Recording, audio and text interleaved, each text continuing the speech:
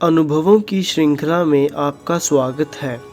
चलिए सुनते हैं एक और अनुभव। एक दिव्य अनुभव में गुरु महाराज जी ने मुझे बुलाया और उनके दर्शन के लिए आने को कहा। मैं जल्दी से तैयार होकर दिव्य धाम आश्रम में पहुंच गया।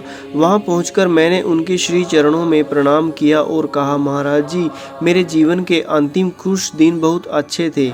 ये दिन मेरे लिए बहुत सुनहरे दिनों की तरह थे।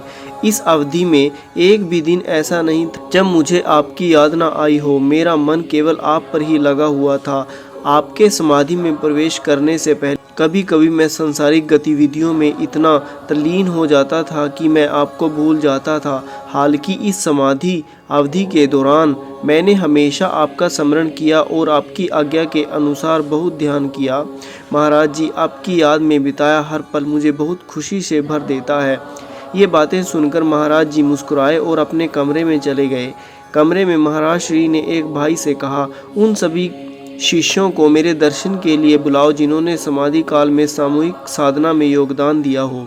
मेरे क्षेत्र में जिन गुरु बहनों के घर सामूहिक साधना होती थी, उनके साथ वे सभी शिष्य भी आ गए जो सामूहिक साधना के लिए उनके घर गए थे। उन सभी साधकों को देखकर महाराज जी के चेहरे पर गर्व भरी मुस्कान खिल उठी। महाराज जी सभी की तरफ दयालु दृष्टि से देख रहे थे और कहा, जब मैं समाधि में गया तो आप सभी ने लगन से काम किया। आपने भी बड़ी दृढ़ता से ध्यान किया, इसलिए मैं तुम सब पर प्रसन्न हूँ।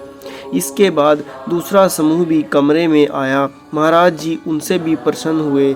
मैं अभी भी वहीं महाराज जी के कमरे में बैठा हुआ था। मैंने महाराज जी से पूछा, सामूहिक साधना में योगदान देने वाले साधकों का समूह का हिस्सा भी नहीं हूँ, फिर भी आपने मुझे अपने दर्शन के लिए क्यों बुलाया?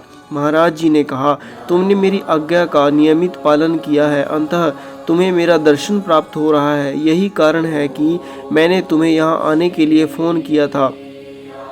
इतना कहकर गुरु महाराज जी कुछ अन्य गुरु भाई बहनों से बातचीत करने में व्यस्त हो गए।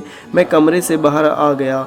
अन्य कई भक्त गुरु महाराज जी के दर्शन की प्रतीक्षा कर रहे थे, लेकिन आज केवल उन्हें ही दर्शन मिल रहे थे जिन्होंने दृढ़ता पूर्वक अपनी साधना की थी। इस अनुभव से मुझे यह समझ आ गया कि अगर हम चाहें महाराज जी के दर्शन के असली हकदार बने, तो बजाय इसके कि हम अपनी कीमती समय बेकार के कार्यों में बर्बाद करें, हमें अपने अधिकतर समय साधना में लगाना चाहिए।